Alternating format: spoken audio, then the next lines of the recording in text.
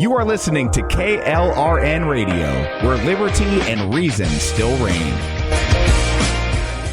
My son was in the Army back during Desert Storm, but even then he wanted an MBA. He looked at a dozen schools, but only one offered the online education and flexibility he needed while he was in a tent in Iraq. Grantham University. Turns out that Grantham's been delivering affordable, relevant college and advanced degrees for over 65 years. Heck, if they can deliver a quality education to a soldier in a tent overseas, think about the flexibility Grantham can offer you so you can earn your degree too. It doesn't matter how complicated or full your life is, if getting a degree is on your bucket list, you'll want to do what my son did. You'll want to call Grantham. Find out how easy it is to get started on your education so you can check that college degree off your bucket list. Call Grantham right now, 800-910-1370. That's 800-910-1370. Flexible, affordable, relevant. Call 800-910-1370. Attention business owners and independent contractors. This is a money-saving message from Tax Mediation Services. If your business owes $20,000 or more in taxes, we can help you today, right now. Listen, dealing with the IRS is no picnic. It's an intimidating and extremely stressful process, and you don't want to go it alone. Our attorneys know every law, every tax break, and every possible opportunity to help you resolve and reduce your tax debt. And if you owe more than $20,000, you may be at the top of their hit list. So don't take your tax debt lightly, because it will not go away on its own. The IRS can seize your bank accounts, your home, and even shut down your business. Call our tax experts today at 1-800-783-0810 and let us deal with the IRS while you focus on your business. That's 1-800-783-0810. Again, that's 800-783-0810. In uncertain times, we could use someone to lean on. Blue Cross and Blue Shield of Oklahoma will stand by you with plan options to fit your budget. If you've recently lost your job, had a baby, or moved, you can still get the healthcare coverage you and your family need. Financial help may be available for those who qualify. Call 855-452-BLUE or visit hereforyouok.com to see if you're eligible to enroll. Blue Cross and Blue Shield of Oklahoma, a division of Healthcare Service Corporation, a mutual legal reserve company. A new year means it's time for a new home network that can keep up. With Cox Internet, you have the speed and coverage your family needs to stay connected. You'll enjoy Cox's fiber-based hybrid network with options for fast upload and download speeds. And if your household has lots of connected devices, Panoramic Wi-Fi may be the perfect fit thanks to its additional control features. Plus, with advanced security on Panoramic Wi-Fi, you'll know each connected device is securely protected 24/7. A whole world of connectivity is yours with Cox Internet. Learn more at Cox.com. Hi, I'm Mike, founder of DollarShaveClub.com. What is DollarShaveClub.com? Well, for $1 a month, we send high-quality razors right to your door. Yeah, $1. Are the blades any good? No. Our blades are f***ing great. Each razor has stainless steel blades, an aloe vera lubricating strip, and a pivot head. It's so gentle a toddler could use it. And do you like spending $20 a month on brand name razors? 19 go to Roger Federer. I'm good at tennis. And do you think your razor needs a vibrating handle, a flashlight, a back scratcher, and 10 blades? Your handsome-ass grandfather had 1 blade and polio. Looking good, pop-up! Stop paying for shave tech you don't need. And stop forgetting to buy your blades every month. Alejandro and I are going to ship them right to you.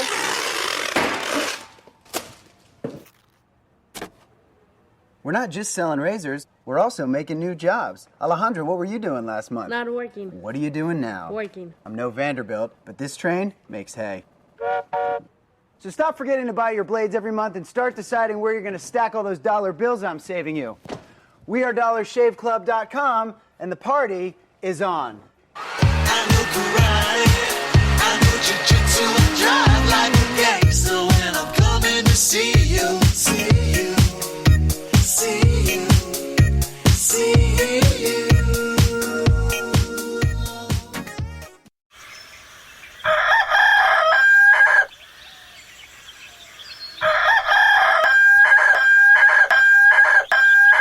If you prefer real mornings, shouldn't you have a real breakfast?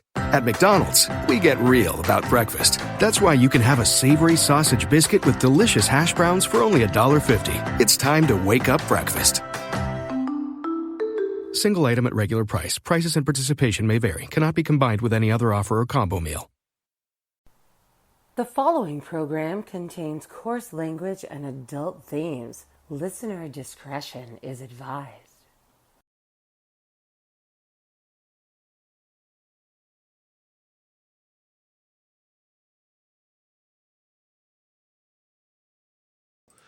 All right, here we go.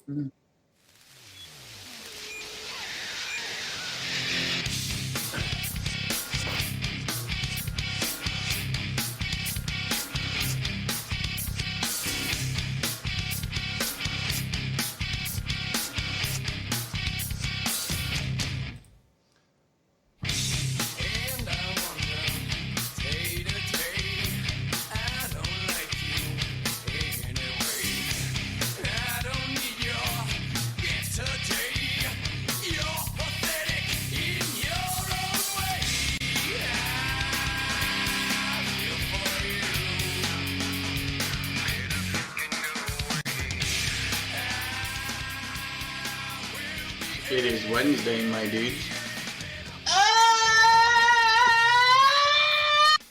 Welcome into the program, ladies and gentlemen. That's right, it is Chat Lives Matter night here on KLR Radio. Now, some of you were here for Chat Lives Matter afternoon, which is me. Now, this is the Whatever Show. I am part of the crew, but I'm not the only one here. We also have the talented, the lovely, the sometimes fired up Stacy Lennox, and she's here with us this evening. And I don't know, I really have been trying to toe the line still, but I'm kind of slowly falling into the camp of let's just let it all burn. I'm trying not to. I really am. But in the last few months, I've transitioned to doing this more and more full time and doing more radio, more broadcasting, more trying to do more writing and getting back into that again. And the more I dive into this, the more I realize that it's just they pick everything for us. It's kind of scary. They give us the illusion of choices, and then they put corpses in front of us. I would like to start this broadcast with a homage to my former co-host, JD. Feel free. He put out the most Gen X statement ever today. I think I saw the one to which you're referring, but feel free. Huh? I'm pretty sure. I think I saw it, but feel free. Time for the periodic reminder. See, here's the thing. No, because fuck you. That's why. Oh, yeah, and I have to admit, my Gen X side is coming out more and more. It so is. I mean, at this point, we literally have the Biden administration about to play FAFO with Texas, and I don't think they're going to like how that ends. I just don't. Should we start with Governor Abbott's statement? Yes, we should, because I did not cover that this afternoon, so that would be excellent. Okay, well, for those of you who are living under a rock, Texas has shut off part of the border that happens to be in a state park, which last I checked is run by the state and not the federal government. Yeah. And started having the Texas National Guard, with help from Florida and a few other states, start putting up razor wire and turning migrants around and doing things that protect Texas, because that's what the Texas National Guard and their friends from Florida and other places should do. So this has made the Biden administration apoplectic. Okay, you cannot have a state interfering in immigration unless, of course, it's a sanctuary state that refuses to work with federal agencies to enforce any immigration law. Then it's fine. But if you have somebody actually trying to enforce the laws as on the books as written, it's a big problem for these people. So the Supreme Court, with all of Trump's fabulous picks, did not side with Texas on this particular case. Hang on. We have to do that differently. Because with these picks, it is now fabulous, because they're all gay. Oh. Sorry. Okay. With Trump's fabulous final pick, Amy Coney Barrett, going over with John Roberts and the rest of the liberals, they told Texas that the feds actually can come in and cut down the razor wire. What the decision did not say is that Texas can't run right back in and put it back up. So this should become like, we may see a boom in razor wire manufacturing. But anyway, in response to the ruling, and the entire case has not been heard. This basically lifted an injunction from a lower court that said nobody could do anything, right? And so the razor wire was staying. So that's what the Biden administration was actually challenging. So the entire case has yet to be heard. And I have to say that Attorney General Ken Paxton does have one of the best records against the Biden administration. So I have my fingers crossed that we see something there. But Governor Greg Abbott's response looks something like this. The federal government has broken the compact between the United States and the states. The executive branch of the United States has a constitutional duty to enforce federal laws protecting states, including immigration laws on the books right now. President Biden has refused to enforce those laws and has even violated them. The result is that he has smashed records for illegal immigration. Despite having been put on notice in a series of letters, one of which I delivered to him by hand, President Biden has ignored Texas's demand that he perform his constitutional duties.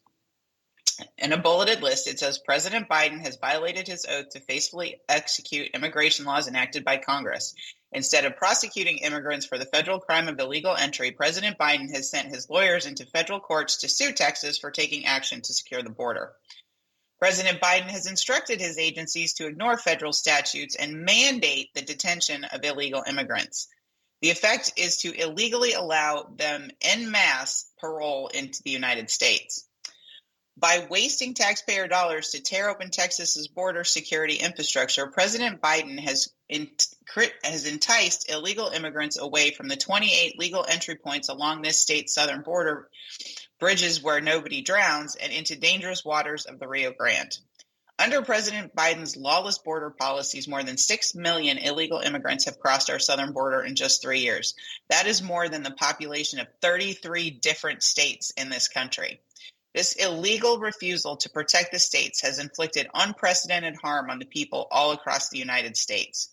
James Madison, Alexander Hamilton, and the other visionaries who wrote the U.S. Constitution foresaw that the states should not be left to the mercy of a lawless president who does nothing to stop external threats like cartels smuggling millions of illegal immigrants across the border. That is why the framers included both Article 4, Section 4, which promises the federal government shall protect each state against invasion, and Article 1, Section 10, Clause 3, which acknowledges the state's sovereign interest in protecting their borders. And he said some other ones. The failure of the Biden administration to fill the duties imposed by these articles and sections, which reserves to this, has triggered Article 1, Section 10, Clause 3, which reserves to the state the right of self-defense. For these reasons, I have already declared an invasion under Article 1, Section 10, Clause 3 to invoke Texas's constitutional authority to defend and protect itself. That authority is the supreme law of the land and supersedes any federal statutes to the contrary. The Texas National Guard, the Texas Department of Public Safety, and other Texas personnel are acting on that authority as well as state law to secure the Texas border. The end. So Governor Abbott is saying nothing will change. No, what he's actually saying is, hey, fuck Joe Biden. Kind of like everybody else. Joe Biden. To say it. I mean, you know, I did have to have a little bit of fun with that this morning on Twitter, because I kind of feel like that's about the only rallying cry we have right now that even people that don't want to vote for Trump can agree with, that we should all unite and sing the song of our people. Fuck Joe Biden. Dude, I put out my honest opinion of what we're looking at. Oh, I know. We are looking at the lowest turnout election ever, at least on the right. I mean, you're looking at a special election that just happened in Florida after Ron DeSantis won Florida by 20 points. Okay? There was a candidate up for a special election in a district that Ron DeSantis won by 5. He backed Trump and lost. Dun, dun, dun. Donald Trump is every bit as toxic for down-ballot Republicans as Barack Obama was for down-ballot Democrats. Barack Obama lost 1,000 seats for Democrats over 8 years. Yeah. And Justin Hart put out a tweet today summarizing what we've lost since Donald Trump has been the leader of our party. Let's see. What did Justin tally up? And he's a numbers guy who I like very much. And oh my God, his wife just had like their 10th kid. It's so cute. Anyway, we've gone from 34 to 24 governorships. That's huge. 68 to 55 state legislative chambers. 26 to 22 Republican trifectas. 5 to 17 Democrat trifectas. 241 to 222 reps, 52 to 49 senators, and 1 president to no president. That's since 2016. So much fun looking at the numbers. And just 68 to 55 state legislative chambers, 34 to 24 governorships. We used to have almost 2/3 of the states. Do you know what that would have done for a convention of states? Yeah, it would have basically made it nearly a shoo-in. Mm-hmm. Which is why we should have done it when we had it. Everything requires a 2/3 vote. Yeah, well, the thing about it is So here's the thing that a lot of people don't talk about, because if you listen to the libertarians and everybody else, there's all this thing about how the income tax is federally unconstitutional, blah blah blah, yada yada yada. Think about it. It was until 1913. But you know why the Republicans are so scared of this whole convention of the states things? Because in 1913, this is like the 5th time the Democrats had come back to the well and told the Republicans, we want the progressive income tax reinstated, and they're like, no, fuck no. So they kept asking. Every time there was a change, they asked like 2 or 3 different times. So the Republicans finally just said, look, okay, fine. This is what we'll do. We will put it up to a vote to have 2/3 of the states see if they want to start handing you money hand over fist. They expected that to lose handedly, and it passed. That's why income tax is no longer unconstitutional, because it was actually changed through constitutional amendment, and it was the Republicans that floated the idea because they were positive it wasn't going to pass, and it passed. So that's why anytime anybody starts bringing up the whole 2/3 change idea, all the older Republicans that were there in 1913, looking at you, Mitch McConnell, are terrified. No, he wasn't actually there in 1913, but pretty fucking close. I don't know how. I just keep going back to something that Orty Packard has said over and over and over again. Our founding fathers would be shooting by now. Yes, I think they would. There's no think. They went to war over a 3% tax on a breakfast beverage. If you look at how much we're being taxed on a daily basis. After a series of a lot of other things that had happened. Yeah, but the 3% tax on a breakfast beverage was the straw that broke the camel's back. The breakfast beverage was just the I mean, it was the thing that finally pushed it over the edge. It was the straw that broke the commie llama's back. It's just how it is. But I understand that, but I mean, I'm just saying, someone should do a show about that. He's joking because he just did. He did one last Sunday. He's shamelessly plugging himself in the chat, which sounds kind of dirty, but anyway. Dear Lord, gutter alert, gutter alert. But anyway, so in the vein of the same thing that you were talking about, I have some audio I would like to get your actual reaction to, and then I will kind of go into... Have I heard it? I don't know if you have or not. This is Steve Ducey asking Mr. Kirby some tough questions, and Mr. Kirby didn't like them. Why are you guys making it easier for people to enter the country illegally?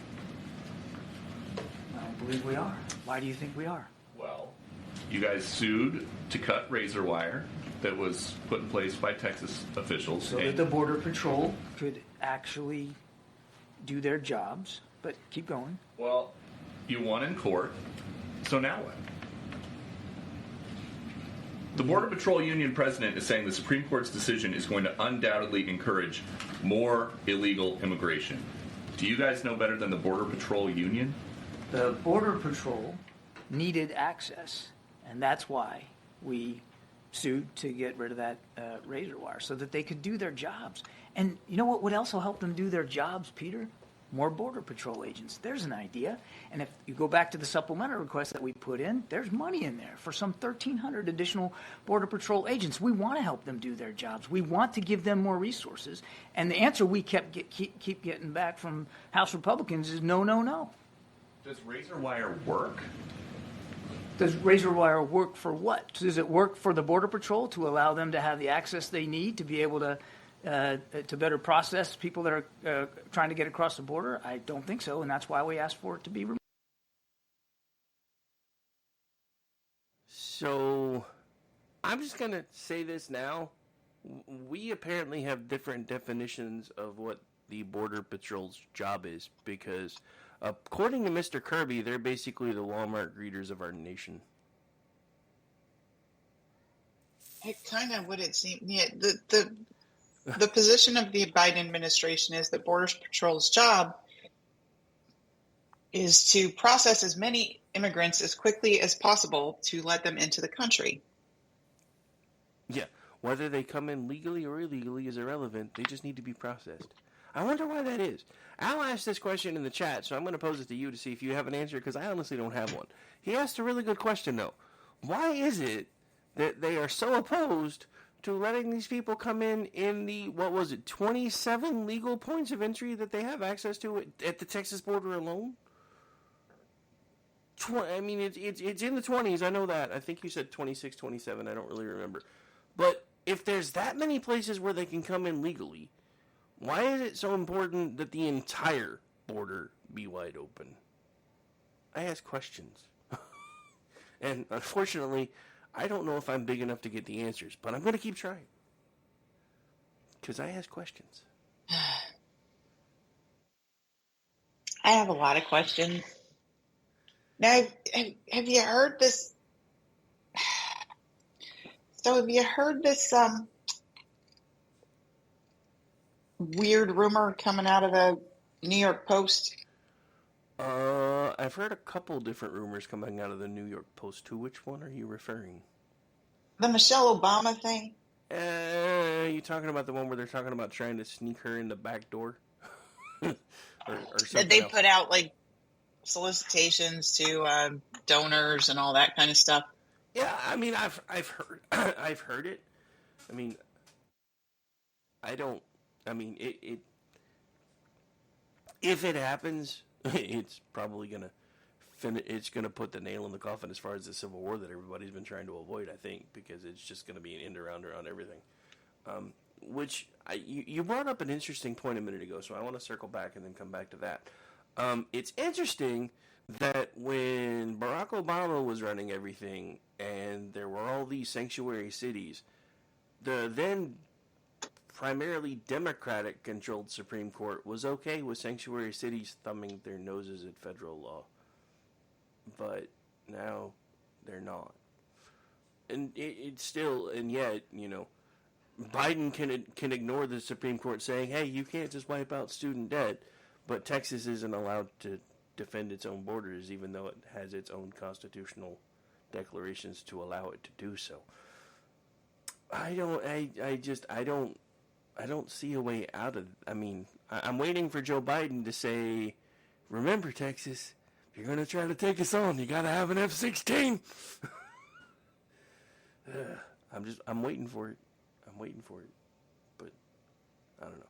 But yeah, as far as Michelle Obama, yeah, they've literally been floating everybody. Hell, at this point, even Van Jones is like telling Biden to hide. And just because he doesn't do himself any favors. It's like all of a sudden they expect, and this is an exact quote from him because I can't find, or almost an exact quote from him because I can't find the audio. It's like all of a sudden they expect the guy that was allowed to hide in his basement during the entire first campaign to come out during the second campaign and play Flash Gordon and save himself. He just needs to hide and stay out of sight because he doesn't do himself any favors. That was Van Jones.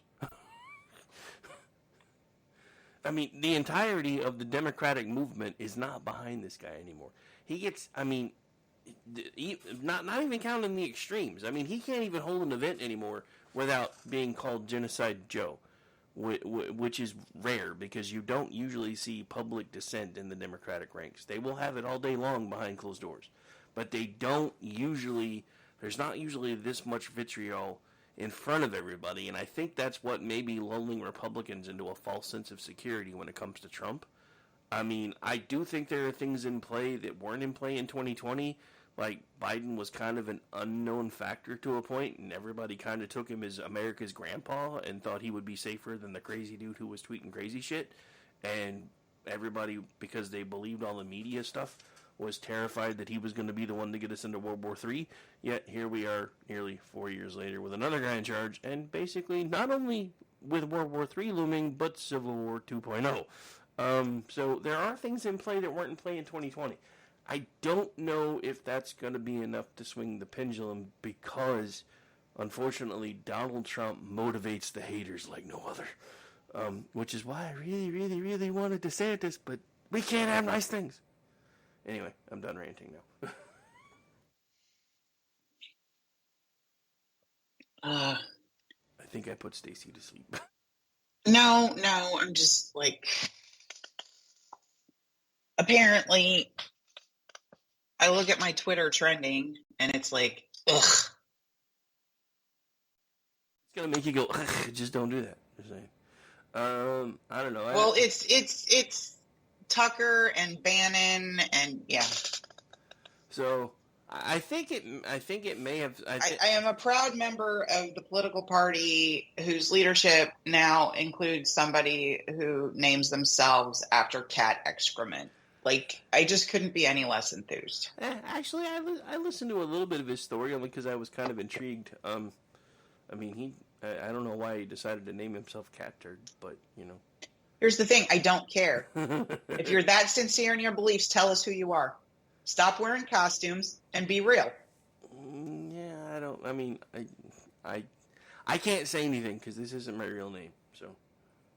I know, but here's the thing, right? Okay? He's out there in sunglasses and cowboy boots. If he was really at risk, like at a job or something, they all know who he is. Do you know what I mean? Yeah, no, I get it. I understand. I really do. So it's just like, I'm like, he's like amplifying people's doxes when they get doxed, like gay patriots and stuff like that. Like, you're a real fucking hero. I don't care what your story is once you do that. Anyway, yeah, for some reason my trending is completely different, but I think it might be regional. My top one is Michigan man is trending under sports. Politics trending is Civil War, probably because I've been talking about it for the last 4 hours. Oh, no, they've been talking. No, it was trending on mine earlier. And then sports trending, again, is Michigan football, and then trending in the United States, Will Johnson, which kind of sounds weirdly like a porn name, so I have no idea who that is. Yeah, right? Oh, but yeah, no, I mean, and I get it, you know, but at the same time, I mean, as somebody that's trying Cat Turd, Dilly, and Laura Loomer. Awesome. I don't know. I mean, you know, I mean, don't forget, we also live in a world where Wayne Dupree was once considered enough of an influence that he actually made Rush Limbaugh's Patriot Hall of Fame. So is he still around? Yeah, he's still around. He managed to come into my feed today because somebody put in there. I had to go to another account to be able to read it, but apparently he's still letting people ghostwrite under his name, and then said, "Oh, I forgot to tell them that I don't use the word Karen," and gave them permission to post on my thing.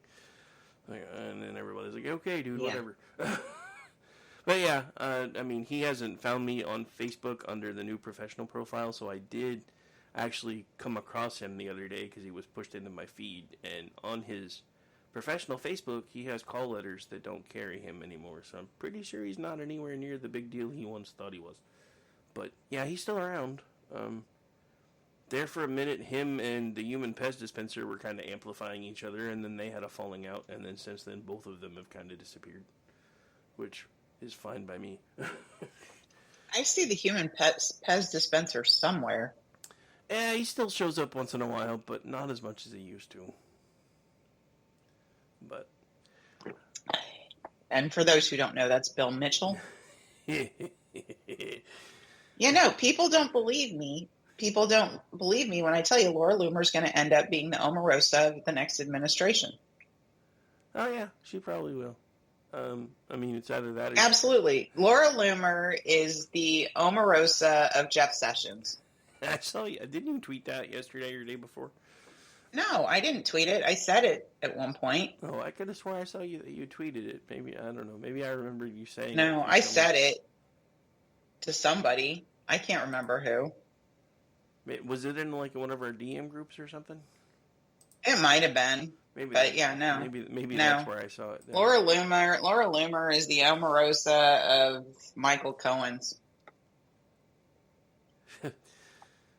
People are now trying to amplify my Walmart greeter tweet so Deucey can actually see it. I was like, if he happens to see it, he has my permission to use it with my blessing. But yeah, I don't know. I don't know where we go from here, because I still do not, I mean, as much as I'm trying to convince myself that there is one, I don't see a path for Trump to get to 270 in the general. I just don't. Because there's not going to be enough of a turnout. Well, if you're telling me that Kari Lake can't win the Senate in Arizona, how do I think Donald Trump's going to win Arizona? Well, I mean, if the GOP down there and whoever the people on the East Coast are worried enough that she's going to blow a three-way race in Arizona, which used to be a red state like 4 years ago, why do I think Trump can win statewide if Kari Lake can't? Yeah, I don't know. But, I mean, now... Well, and I thought it was really, really fantastic. So, watching all of the media coverage prior to Iowa and prior to New Hampshire, you saw all of these national polls, which don't mean shit because they include huge numbers of Republicans in New York and California whose vote means nothing. I'm sorry, guys. That's just the way it is. In a presidential election, it means nothing. Okay? And so Trump's ahead by 3 points, 4 points, whatever, right? So all these national polls showing Donald Trump beating Joe Biden. Then you had ridiculous polls coming out of like my state saying Trump was beating him by 8 here. Trump is not beating him by 8 in Georgia. Sorry. That's just fiction. Because Trump is not going to win Cobb County. I doubt he's going to win Gwinnett. And I don't know how you win Georgia without the suburbs. So anyway, now all of a sudden Trump is the de facto nominee, and what comes out? Biden's beating Trump by 8 in Pennsylvania. Biden's beating Trump by X in Michigan. So now all these state level polls would show you the true state of the race, because the race, like it or not, is going to be decided by a couple thousand people in about 5 swing states. This is not in the bag. Yeah, no, by no means is it in the bag, and this isn't in the bag. I don't even think it's close. And just for the record, this is who we could have had running for president, but you guys all decided we couldn't have nice things. Ron DeSantis, Dateline an hour ago. If the Constitution really made states powerless to defend themselves against an invasion, it wouldn't have been ratified in the first place. And Texas would have never joined the Union when it did.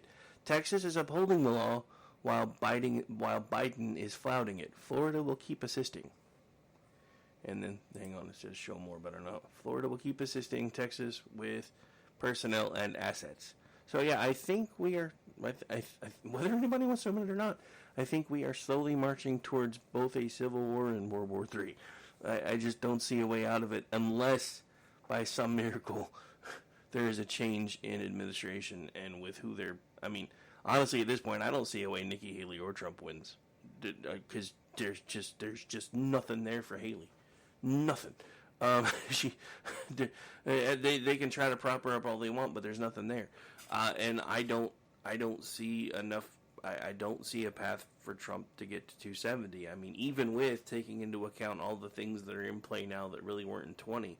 I don't see him motivating. Well, I don't see him motivating people to come to the polls. If anything, I see it happening in reverse, because it usually does. He needs to pick a vice president with that in mind, which of course he won't, because he's going to want to pick a vice president who will not outshine him or overshadow him or whatever, like not take the spotlight. because that's who he is. Again, though, now keeping in You mind, know, and if you go pick Christie, I'm schlepping Corey Lewandowski. No, you just lost me.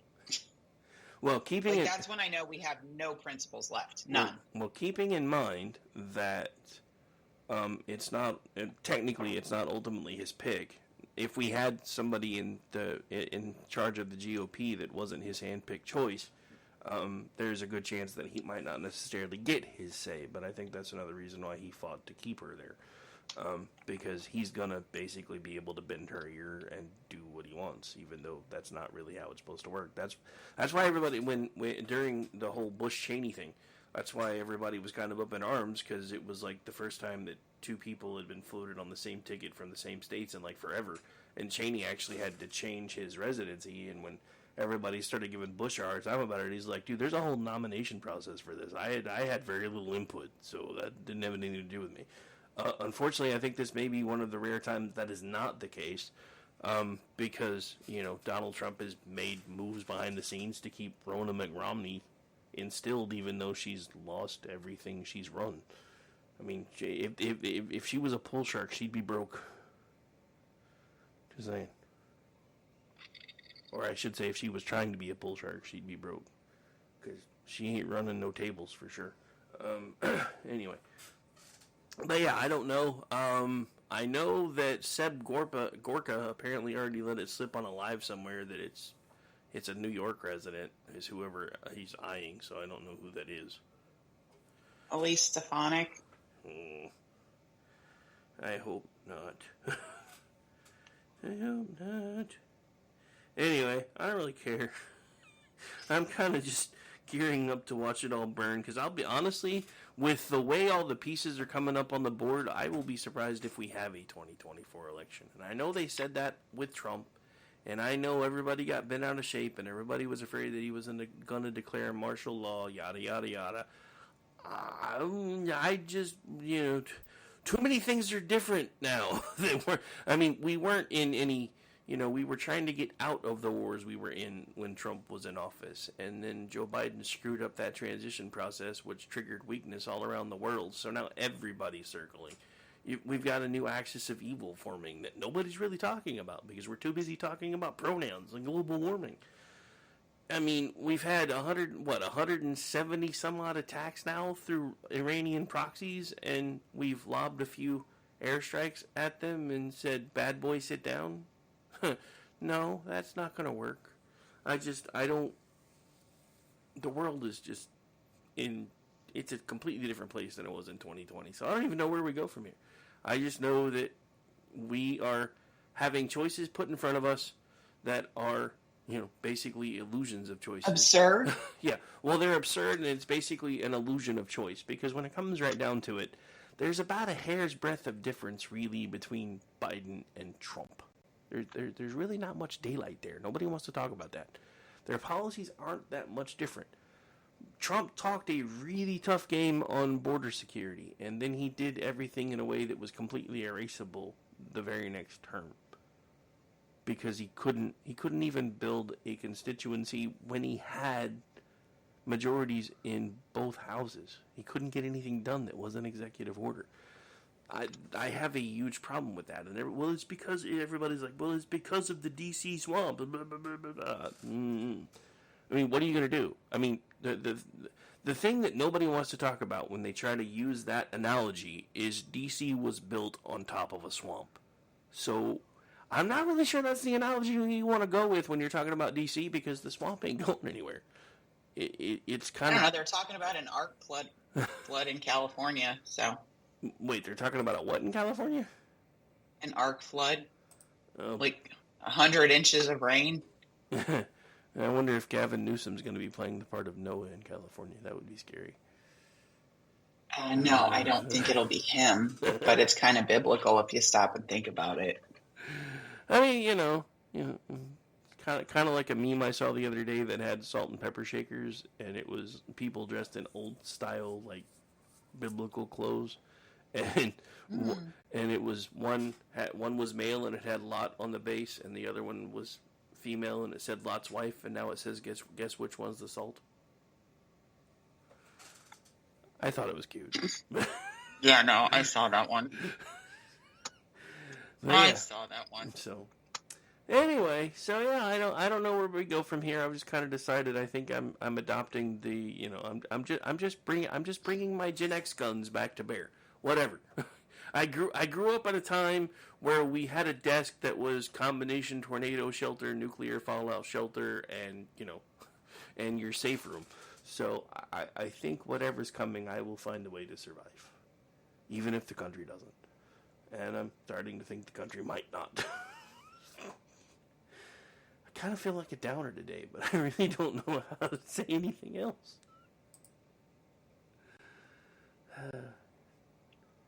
Well, trying to figure out what's going on here.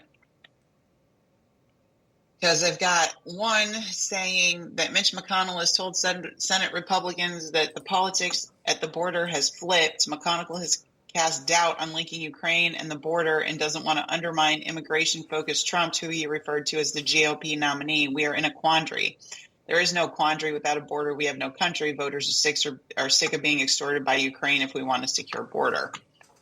Then I see what I just sent you, Ted Cruz, saying, as bad as we think the bill is, I promise you it's worse. And that's the Senate border deal. It represents the Senate GOP leadership waging a war on House GOP leadership. He says this bill is a kamikaze plane in a box canyon with no exits headed for a train wreck. Yeah, I just saw you send me that, so you want me to play it? It looks kind of long, but sure, we can. I'm trying to figure out how McConnell just screwed us. We skipped the break, so we can just play this instead of the break. Okay. The Biden border crisis is an absolute humanitarian disaster, and Democrats don't care. Last year, 853 migrants died crossing illegally into this country. Alejandro Mayorkas didn't even know how many had died because he didn't care. When I brought 19 senators down to the border, we saw a man who had drowned floating in the Rio Grande. Democrats don't care. Last year, thousands upon thousands of children were brutalized and sexually assaulted by human traffickers, and Democrats don't care. Last year, thousands of women were sexually assaulted by human traffickers, and Democrats do not give a damn. Last year, more than 100,000 Americans died of drug overdoses from Chinese fentanyl flooding across the southern border, and Democrats do not give a damn. Now, you may say, oh, come on, that's harsh. They care. They care. Somewhere in their hearts, they care about all the people suffering and dying. Baloney. Because if they cared, they would stop it. If you cared about the children being raped at the border, you would say no more. When Joe Biden came in, we had the lowest rate of illegal immigration in 45 years. He inherited success, and he deliberately broke it. Democrats want these open borders. And this bill, this mysterious bill, that is buried down in the basement of Chuck Schumer's office. All of you have a living as reporters. Ask yourself, why have you not read the text of the bill? There's a reason. As bad as we think the bill is, I promise you it's worse. The people pushing this deal knew, no, if the American people knew what was in it, they would be against it. This supplemental bill is a kamikaze plane in a box canyon with no exit, headed for a train wreck. If you look at this bill, the bill is not designed to fix this problem. By the way, the single greatest national security threat to America, this right here. I think the odds of a major terrorist attack in the United States are higher today than they've been any time since September 11th. You know what? In that spike, how many Hamas terrorists are there? How many Hezbollah terrorists are there? And what are we going to say when they carry out an attack here like October 7th in Israel? This bill is not designed to fix the problem. This bill normalizes 5,000 people a day coming in. 5,000 people a day is over 1.8 million a year. That's called an invasion. By the way, under Joe Biden, we've had 9.6 million. So the great Republican compromise is we're for 2/3 of Joe Biden's open borders. We'll let in 6 million instead of 9 million. This makes utterly no sense. And there's a reason. Republican leadership is like Charlie Brown with Lucy and the football. And over again, they run for the football, and over again, Lucy Schumer pulls it away. And Republican leadership lands on their ass. They entered this negotiation saying, we will only do what Chuck Schumer will agree to. He doesn't want to fix this. He wants it to continue. So negotiating with Chuck Schumer on securing the border is like putting Hannibal Lecter in charge of a Go Vegan ad campaign. He might dine on your liver with a healthy side of fava beans, but it's not going to remotely do what the suggested objective is. Final point. Not only is this bill utterly ineffective in fixing the problem, but it's designed to fail. The chances of this bill passing the House of Representatives, I can quantify it mathematically. The chances of this bill passing the House are 0.000%. It ain't going to pass. At lunch, we had a vigorous discussion at lunch yesterday. I asked leadership, why on earth would you be teeing up a vote with every Democrat and 10 or 12 Republicans that has no chance of passing the House? It's not going to become law, and I get it. Leadership really, really, really wants Ukraine funding. But that doesn't happen unless you get a bill that can pass the House. The only purpose of taking this up is giving Democrats political cover to say, gosh, we would have secured the border, but those pesky House Republicans didn't let us. It's a good talking point. It's complete baloney, but it's a good talking point.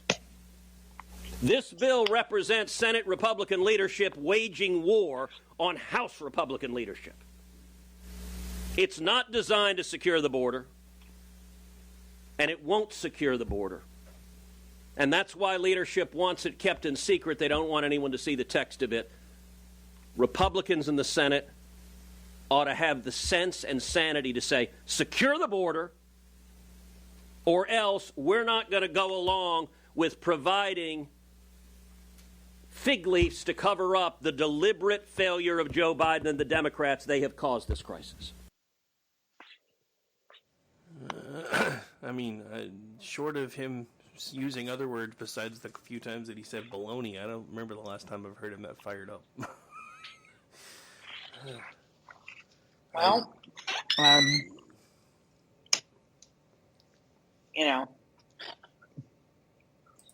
I don't know what to say about House Republican leadership because I keep seeing idiots like Matt Gaetz and everybody else getting super mad at Johnson, and I'm just like, really? Because this is all on you, dude. Like, the deal that Johnson is negotiating now is worse than the deal that McCarthy was negotiating. So what exactly did you win other than some media coverage, you selfish little twerp? And God, I hope the rumors are not true and that he is not going to run to replace DeSantis. My God. With all the progress we've made in Florida, let's not fuck it up. Please. Anyway. So they're all they are all tweeting, hashtag vacate the chair along with a bunch of Trump supporters. It's like, no, people. You don't understand. It's not the person. It's the system of incentives that has been set up.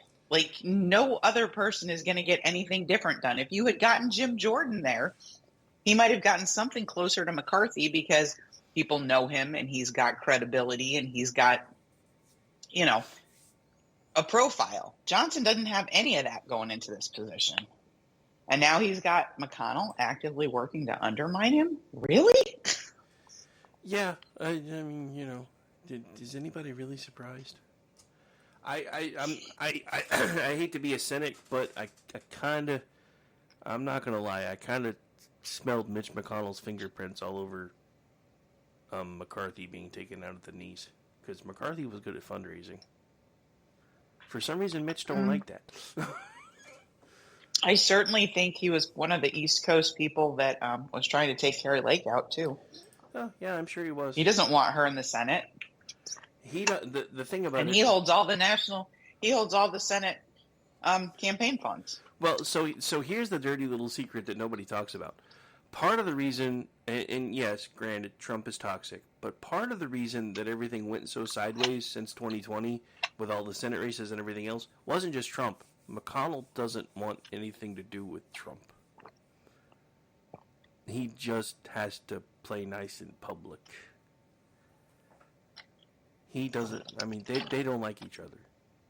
And they don't hide it very well. So, yeah, I still put the majority of the blame on Trump, but a lot of it is also Mitch McConnell just being Mitch McConnell because he's decided, he wants to be the guy at the top of the totem pole. And yes, I know, as a native, that's actually backwards. Don't yell at me. But it's just the way the saying goes.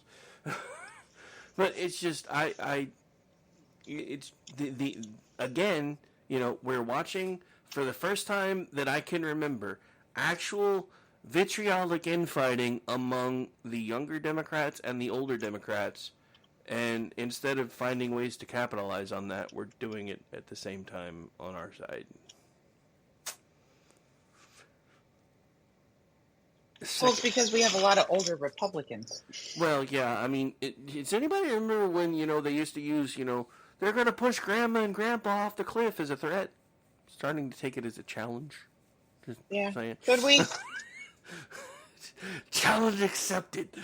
And I don't mean for like rank and file. I don't mean for everyday rank and file grandmas and grandpas. I'm saying for the ones in DC that have just latched on for dear life and are sucking the life out of the entire place. Can we just? I'm gonna go for the ones that are driving the renomination of Cheeto Jesus. Yeah, well, I mean, if you looked at the exit polling, I've the kids looked. voted for DeSantis. I've looked. And there was a pretty good line of demarcation, people 50 and under. I've seen the data. Unfortunately, the old folks overwhelm us at the polls. Which is weird, because half of the Gen X 65 people... and older was the only majority Trump cohort. Well, and the weirdest thing is, half the Gen X crowd were driving those people to the polls. Maybe they should have don't bring them. Just leave them at home. Oh, anyway, I don't know. I'm starting to understand. Remember all the sci-fi shows where they had in Sliders, they had that one that they slid into where everybody at age 29 basically committed suicide. Then there was Stargate Atlantis, same thing. They went to a planet where at 25 you basically euthanized yourself, and it was part of a whole population control to keep people inside of a shield that kept them safe from the wraith. I'm starting to understand why those things exist. Yeah, I don't know. It's just...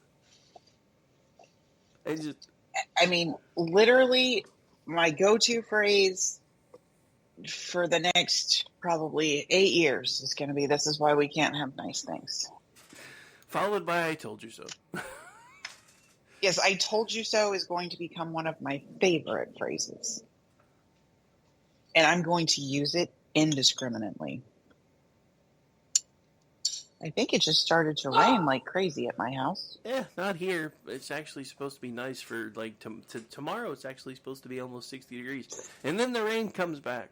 Yay! Well, it's like hitting the roof and driving my dogs nuts. Well, they're like, whoa, whoa, whoa, whoa, whoa. Good news is we're just about done anyway. We only got a few minutes left, so. And I did finally see G put out a show tweet, so there is a conservative curmudgeon show coming up next. I tried to text him. I don't think he ever answered me. So, yay. That means I can get him spun up and then go eat. Because I'm hungry. And I'm doing intermittent fasting now. So, if I don't eat before 8, I don't get to eat. So, yeah. Oh. I'm doing macros and eating an absurd amount of protein. I look at my protein that I'm supposed to get in a week. And I'm like, I don't even know how you eat that much protein. Okay. Well, supposed to get 140 grams of protein. I mean, protein. Giggity, giggity. Giggity, giggity. Stick around. Sorry, had to. Don't throw anything. Don't make me hang up on you. Hey, you're the one that brought up JD. I was giving you flashbacks. At least I didn't play the... I thought that summary was just an excellent... Yep. Here's the thing. No, because fuck you. I'm kind of there. It's just because I'm gonna be honest. If that's the choice they put in front of me, I'm gonna have to pull the lever for the orange dude because I'm still team anybody but Biden. But it's not what the fuck I want to do. We could have had nice things. DeSantis has the same ideas and implemented them in Florida and did it with none of the baggage, and we could have had nice things. Donald Trump talks about MAGA. DeSantis actually does MAGA. At some point, we have to do the things. I get it. That's exactly what I'm trying to say. But it doesn't matter because, the the generation that will not go away is giving us Trump again. Just, aren't you guys supposed to be retired by now? Why are you still here? Play with your grandkids. Do something. Why are you still here? Well, and here's the other thing. I keep saying, now that Trump is the effective nominee, I keep seeing all the stupid people online. Oh, this beautiful couple is coming back to the White House. Guys, Melania ain't coming anywhere near it. I promise you. She's done. Yeah, she didn't like being there the first time. So, yeah. She didn't like being there the first time. 2020 was supposed to be the end of the deal, and Trump kind of pulled a Tom Brady on us. Oh, speaking of which, I don't know if you follow Mr. Beast, but apparently he hobnobs with folks like Tom Brady, and they put out a thing not too long ago, and it was shortly after he yet again retired, and it was they were on a yacht, and he's like, if I hit the drone, maybe I should come out of retirement, and he hit the drone on the first try. So don't be surprised if Tom Brady tries to come back out of retirement again. Please, no. Well, I mean, I don't know if he will this time, because I honestly think the last two times he came out of retirement was to try to get away from his wife, and I think that's why they eventually divorced. Because you know how it is, especially when you have a job where you travel a lot, and then suddenly you're home, and the spouse isn't used to you being home, and all the things start getting on your nerves, and you're yelling at each other, and he's like, fuck it, I'm going back to work. And then eventually they just said, no, we're going to split.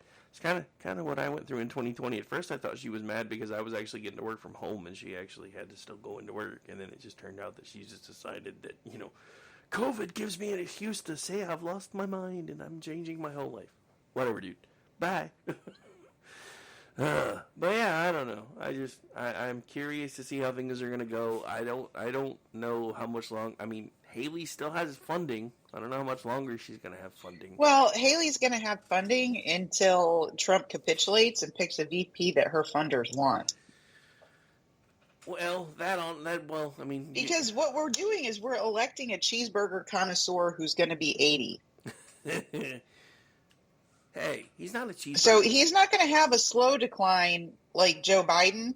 One day he's going to clutch his chest like Fred Sanford and say, Elizabeth, I'm coming home. That's how that's going to go.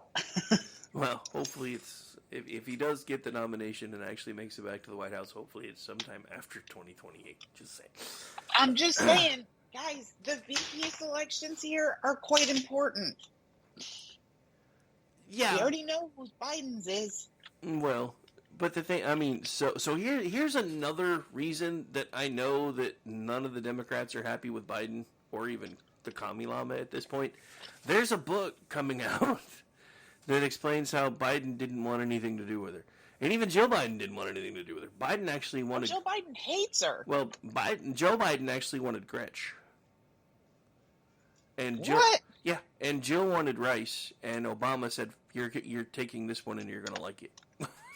And then they were both like, "We all knew Obama picked it." But yeah, but then they were like, she called him a fucking racist, and he's like, "Shut up and like it." I mean, because Obama also, for the record, knows that Joe Biden is a racist, which is why they don't get along. Because Joe Biden is a racist. Oh, well, I mean, they can't get along any less famously than Joe Biden and Michelle Obama did. Well, They hated each other. Well, when you look down and see when you look down and see a joystick where there's not supposed to be one, kind of causes problems. Yeah, I still tell y'all that's an insulin pump. I know everybody likes to say it, but that's not really Mike. Sorry. I know. I'm being facetious. It's either an ostomy bag or an insulin pump, one or the other. One or the other. All right. Well, believe it or not, we have hit the end. We've hit the end of the hour. So where can folks find you? You can find me at Scottsfire on Twitter. Sometimes not on as much as I used to be, and hopefully, too cynical, and I will be talking about how we can re-up the gardening podcast. Something that actually makes me smile. Coming shortly, because I actually have to start doing my seedlings. So, but I can't come on live on Sundays anymore. So we're going to have to figure that out. Yeah, I was actually joking with everybody today that I haven't talked to you, and that with as disenfranchised as you were, I was waiting for the text to say, screw it, I'm just doing the digging in the dirt thing from now on. And I wouldn't have blamed you either, by the way. Room, so. No, I'm saying when I was on the radio today. That's what I was telling everybody. Cause, yeah. But anyway, so yeah, we're going to get out of here because G's up next, and I'm up against a hard break. So you guys know where to find me, and we'll go over it later when we close the show with me and Orty anyway. Bye, everybody.